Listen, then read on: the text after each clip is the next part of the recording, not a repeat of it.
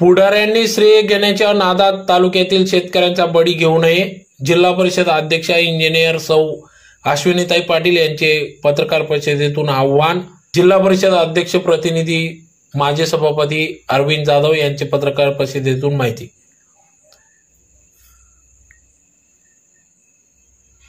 याबाबत अधिक वृत्त असे की महाराष्ट्र ग्रामीण रोजगार हमी योजनेअंतर्गत सिंचन विहीर प्रकरणी अपूर्ण माहितीचा आधार घेत बोलणाऱ्या पुढाऱ्यांनी श्रेय लाटण्याच्या नादात शेतकऱ्यांचा बळी घेऊ नये असे आवाहन जिल्हा परिषदेच्या अध्यक्षा इंजिनियर सौ अश्विनीताई पाटील यांनी पत्रकार परिषदेतून केले आहे. धुळे तालुक्यात गेल्या 4 वर्षापासून एकही सिंचन विहीर मंजूर झालेले नाही. तालुक्यात महाराष्ट्र ग्रामीण रोजगार हमी सिंचन योजनेच्या विहिरींच्या कामांमध्ये सातत्याने तक्रारी झाल्याने विभागीय चौकशी झाली. बऱ्याचशा शेतकरी व तसेच अधिकाऱ्यांना चौकशींना सामोरे जावे लागले. त्या पार्श्वभूमीवर अधिकारी चौकशीच्या फेऱ्यात अडकल्याने गेल्या 4 वर्षात महाराष्ट्र ग्रामीण रोजगार हमी योजनेच्या माध्यमातून तालुक्यातील सिंचन विहिरी शेतकरी हे लाभापासून वंचित राहिला.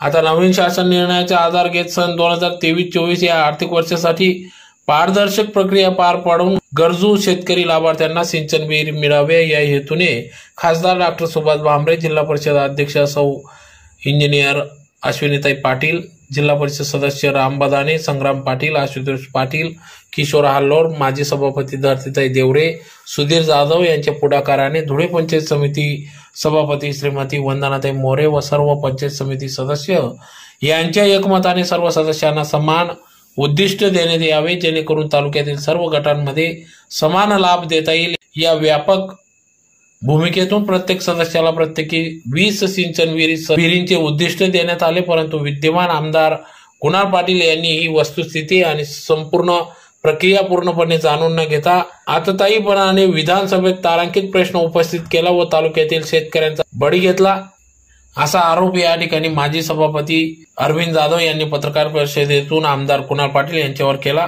ही वस्तुस्थिती असताना आमदार आज शेतकरी हिताच्या गोष्टी करताना दिसत असल्याचे देखील त्यांनी सांगितले. तर त्यांनी जनाची नव्हे तर मनाची लाज बाळगली पाहिजे असं देखील त्यांनी या पत्रकार परिषदेतून सांगितले.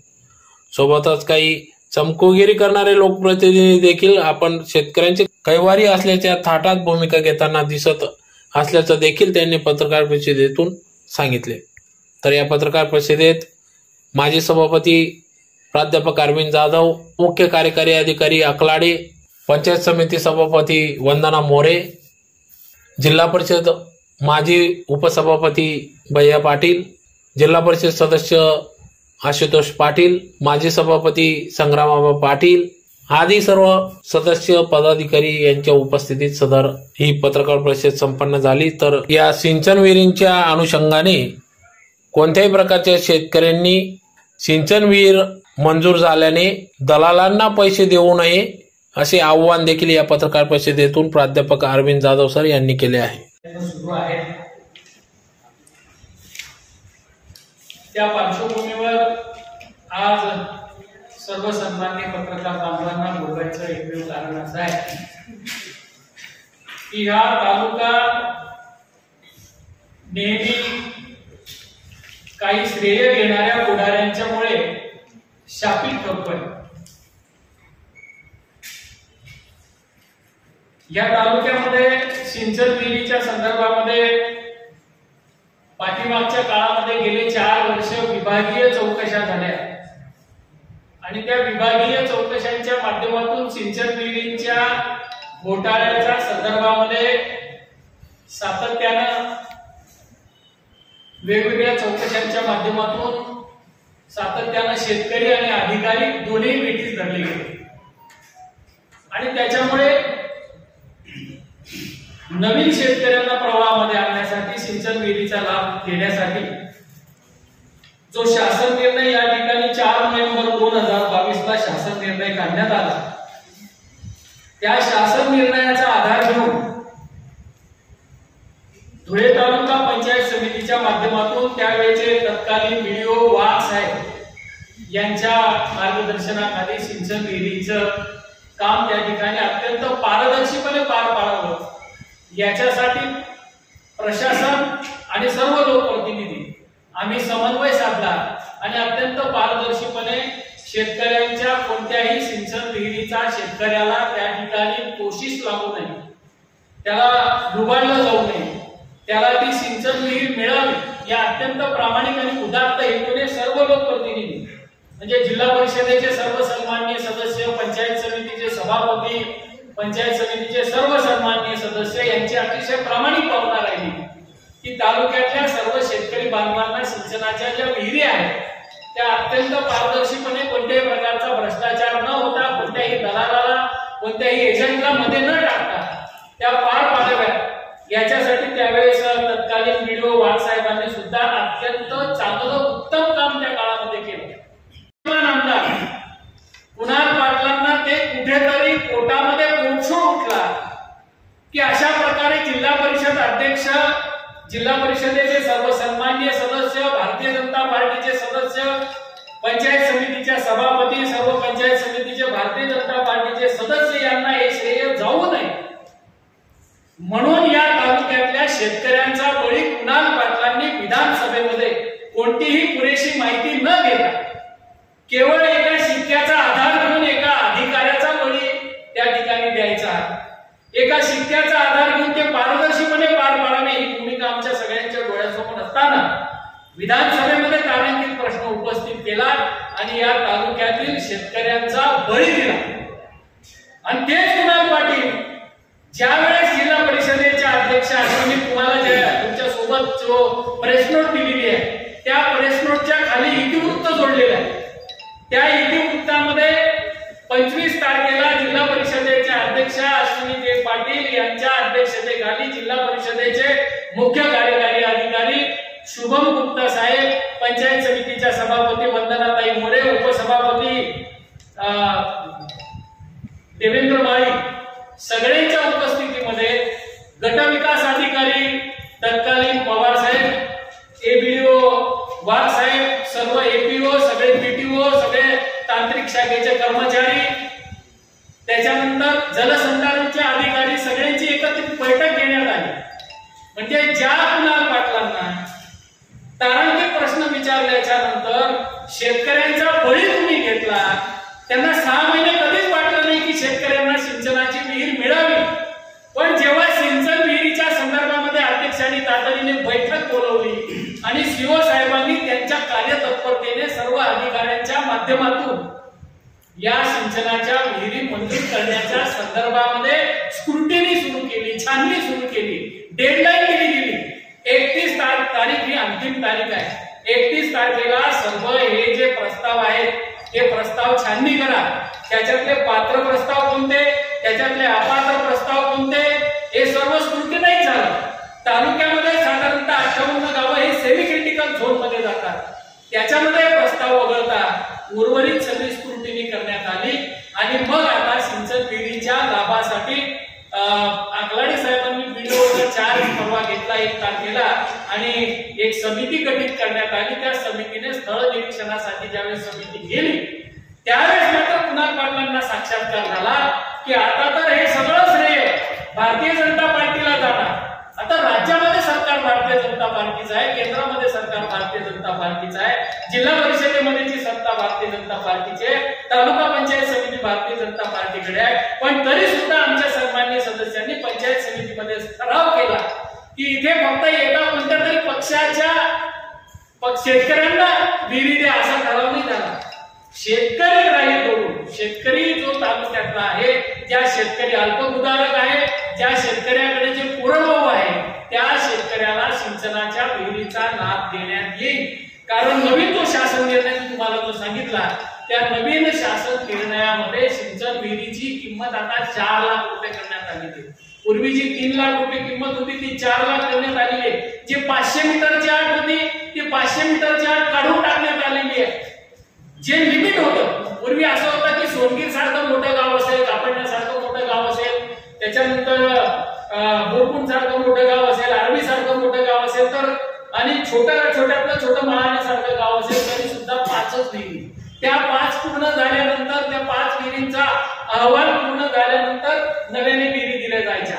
आता मागेल त्याला विहीर असा हा नवीन शासन निर्णय आहे। परंतु या शासन निर्णयामध्ये ज्याने पूर्वीची छोटीशी विहीर असेल, ज्याच्याकडे पाणी वापर अधिकार असेल, ज्याच्याकडे कूपनलिका असेल, ज्याच्याकडे बोरवेल असेल, त्याला पुन्हा देता येणार नाही। कारण पूर्वीच्या सातबाऱ्यावरची नोंद जर असेल, आमच्या पूर्वजांच्या सामायिक हक्काप्रमाणे जर एका विहिरीवर पाणी वापरायचा अधिकार आम्हाला असेल तर त्याला सिंचनाची विहीर दिली जाणार नाही। ती क्लिअर कट असताना जेवढे प्रस्ताव प्राप्त झाले त्यांची मी तुम्हाला मुद्दाम या ठिकाणी संख्या सांगतो। 1412 प्रस्ताव, म्हणजे आमदारांनी एलईक्यू केल्यानंतर ते सगळे प्रस्ताव अध्यक्षांच्या एका पत्राने सर्वसाधारण सभेतल्या ठरावाने ते सगळे प्रस्ताव रद्दबातल करण्यात आले। त्याच्यानंतर नव्याने प्रस्ताव मागवण्यात आले। त्या नव्याने मागवलेल्या प्रस्तावांमध्ये 3412 प्रस्ताव जे आहेत ते आमच्याकडे आलेले आहेत।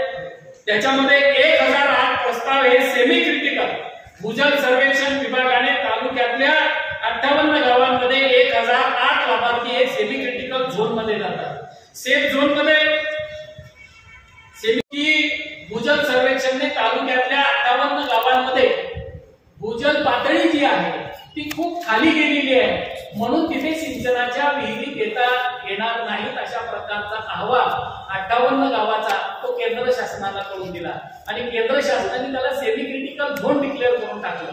पण आम्ही भूजल सर्वेक्षणच्या अधिकाऱ्यांना विनंती केली की ही जी विहीर आहे ती फक्त किती फूट खोदायची, आपल्याला 50 फूट खोदायची, जास्तीत जास्त 60 फूट खोदायची, आम्हाला 300 400 500 वरून पाणी काढायचं नाहीये। त्याच्यामुळे आम्हाला सेमी क्रिटिकल मधून काढा आणि ह्या गावांचा सुद्धा त्याच्यामध्ये समावेश करा।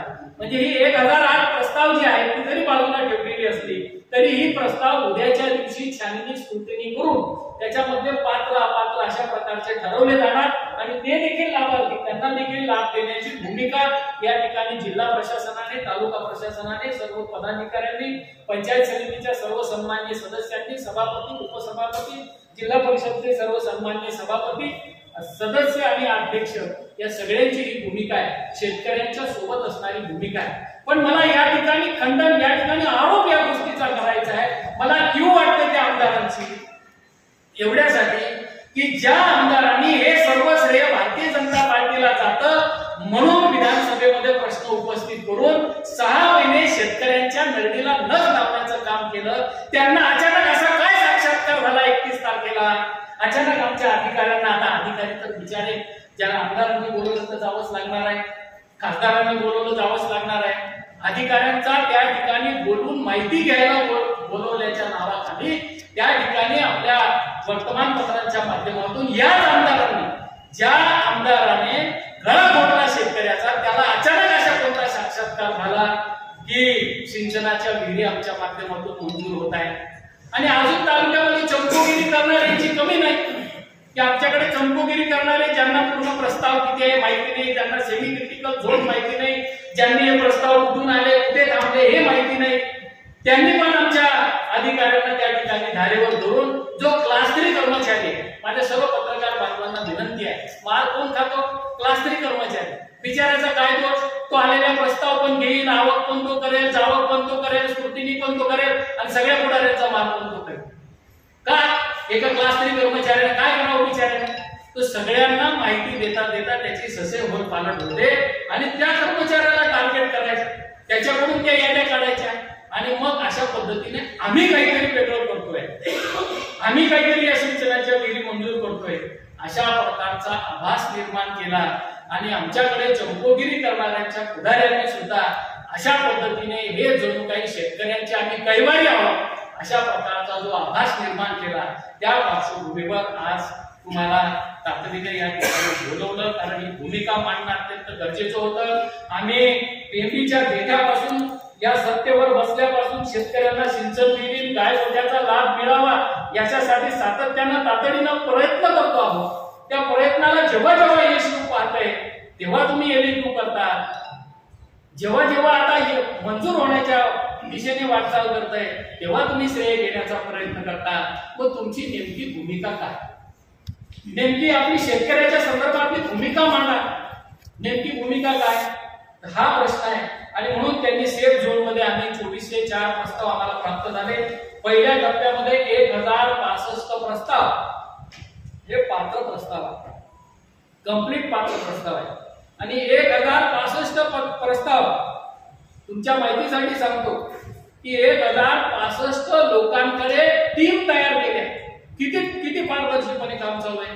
मागच्या विभागीय चौकशा आणि मागचे होरपळून निघालेले अधिकारी आणि शेतकरी हे सगळं डोळ्यासमोर ठेवून त्या 1065 शेतकऱ्यांच्याकडे स्थळ तपासणीसाठी आमची टीम जाते.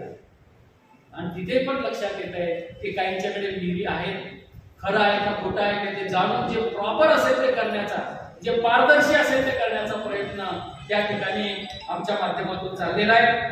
तर 2404 पैकी जे उरले 1065 पात्र आहेत, 1339 जे प्रस्ताव आहेत, त्या 1339 प्रस्तावांमध्ये 495 प्रस्तावांना पुन्हा पूर्तता करण्यासाठी तात्पुरती मंजुरी देण्यात आली आहे. म्हणजे ज्याचा जो जो कागदपत्र अपूर्ण असेल, जॉब कार्ड अपूर्ण असेल, दारिद्र्य रेषेचं कार्ड अपूर्ण असेल, किंवा एखाद्याचा 7-12 लावायचा राहून गेला असेल, ग्रामसेवकाची सही राहून गेली, एवढी सुद्धा त्रुटी आहे, ग्रामसभेच्या ठरावावर सरपंचाची सही राहून गेली, अशा छोट्या छोट्या त्रुटी लक्षात घेता 455 प्रस्ताव जे आहेत ते पूर्ततेसाठी ठेवण्यात आलेले आहेत. आणि 819 जे प्रस्ताव आहेत ते 819 प्रस्तावांवर विहिरीची नोंद असेल, उपनलिकेची नोंद असेल, बोरवेलची नोंद असेल, पाणी वापर हक्क असेल, सामायिक पाणी वापर हक्क असेल, अशा ठिकाणी ते आपण अपात्र प्रस्ताव म्हणून घोषित केलेले आहेत. त्याच्यात सुद्धा जर शेतकऱ्यांकडून कागदपत्राची पूर्तता करण्यात आली तर ते सुद्धा पात्र प्रस्तावांमध्ये घेण्यात येईल. म्हणजे अशा प्रकारची जी भूमिका आहे, शेतकऱ्याच्या हिताची भूमिका घेत असताना मी म्हणतो की अगोदरच 4-5 वर्ष मला या लोकांना या ठिकाणी सज्जड इशारा अध्यक्षांचा प्रतिनिधी म्हणून मी या ठिकाणी देतो आहे. हा सज्जड इशारा एवढ्यासाठी द्यायचा आहे की बाबा रे, तुमच्या श्रेय घेण्याच्या राजकारणामध्ये गेल्या 4 वर्षापासून धुळे तालुका वेठीस धरला गेला. इथे सिंचनाची एकही विहीर मंजूर झाली नाही, इथे एकही गायगोठा मंजूर झाला नाही. शेतकऱ्याचा बळी घेऊ नका, याच्यासाठी आवर्जून त्यांना त्यांच्यापर्यंत हा इशारा पोहोचावा, याच्यासाठी आज आपल्याला या ठिकाणी बोलवलं. आपण निश्चितपणाने कारवाईच्या संदर्भामध्ये भूमिका घेणार, तो कोणी असेल, तो अगदी कोणी असेल. असं म्हणायचं तुम्हाला? असं नाही, प्रशासनामध्ये ज्यावेळेस तक्रारी येतात की बुवा हे असं का झालं, तर त्यावेळेस कोणावर तरी चार्ज निश्चित करावा लागतो. आणि त्याच्यामुळे मग जास्त वादात न पडता त्यांचा चार्ज काढला तर त्याच्यावर त्यांचीही काही हरकत नाही, काम सुरू आहे. आपलं स्वागत आहे, परंतु काय असतं सर आपले साहेब, काही पुरावा असताना आपण एखाद्याची प्रतिमा म्हणून करून टाकलं, हे पण योग्य नाही. आता भूमिका घेताय तर आणखी सगळ्यांच्या सल्ल्याने विचार विनिमय करून भूमिका घेतली. कारण ज्यावेळेस एफआयआर दाखल होतो त्यावेळेस काहीतरी ऍक्शन तर घ्यावीच लागेल ना. आता एफआयआर दाखल झाला तो एलईडीच्या आधारावर दाखल झाला, एलईडीच्या आधारे एफआयआर दाखल झाला, त्याच्यामध्ये काय गंभीर चूक आहे, किंवा तुम्ही असं का केलं, हेतू काय होता. तर हेतू चांगला होता, ह्याचं काही रेकॉर्डिंग नाही, हेतू चांगला होता तरी सुद्धा असं झालं. पण मग हे कोणी केलं, अधिकाऱ्याचा बळी गेला, त्याच्यामुळे लोकप्रतिनिधीचा बळी गेला का, अधिकाऱ्याचा बळी करताना त्यांनी काळजी घेऊनच केलेलं आहे. या ठिकाणी मी वाघ यांची शिफारस किंवा त्यांची बाजू घेत नाहीये, पण वाघ त्यांनी आम्हाला त्या ठिकाणी लोकप्रतिनिधींना मदत केली. या अर्थाने की पारदर्शी ही योजना राबवण्यासाठी मदत करा, त्यांनी सर्व अर्थाने मदत केली. पद्धत जेव्हा ऑफलाईन सिस्टीम मला उदाहरण दिलं की लोकसंख्येनुसार होतो, नाही लोकसंख्येनुसार सोनगीरची 20,000 लोकसंख्या असेल तरी 5च विहिरी आणि 1000 लोकसंख्या असेल तरी 5च विहिरी, हे अन्यायकारक आहे. आता ते काढून टाकलं, मागेल त्यामध्ये सर या पद्धतीमध्ये आपल्याला 1400 प्रस्ताव आपण टप्प्याटप्प्याने जी कार्यक्रम एक आपण जे पात्र आहे त्यांना 100% लोकांना लागतो. ऍपच्या बाबतीमध्ये आता सोपं केलंय, कारण आरबीआयचा मिटिंग होते वगैरे वेळ जातो. असं नाही की शेतकऱ्यांनी स्वतः ऑनलाईन मागणी करावी आणि ऑनलाईन त्याची स्क्रुटिनी होईल, डॉक्युमेंटेशन हे होईल आणि त्यांना मंजुरी मिळेल. किंवा उद्देश असं मागेल त्याला होईल, असं काही ऍपच ऍक्टिव्हेट झाली नवीन सिस्टीम आहे. भविष्यामध्ये तिथे वाढ व्हायची शक्यता.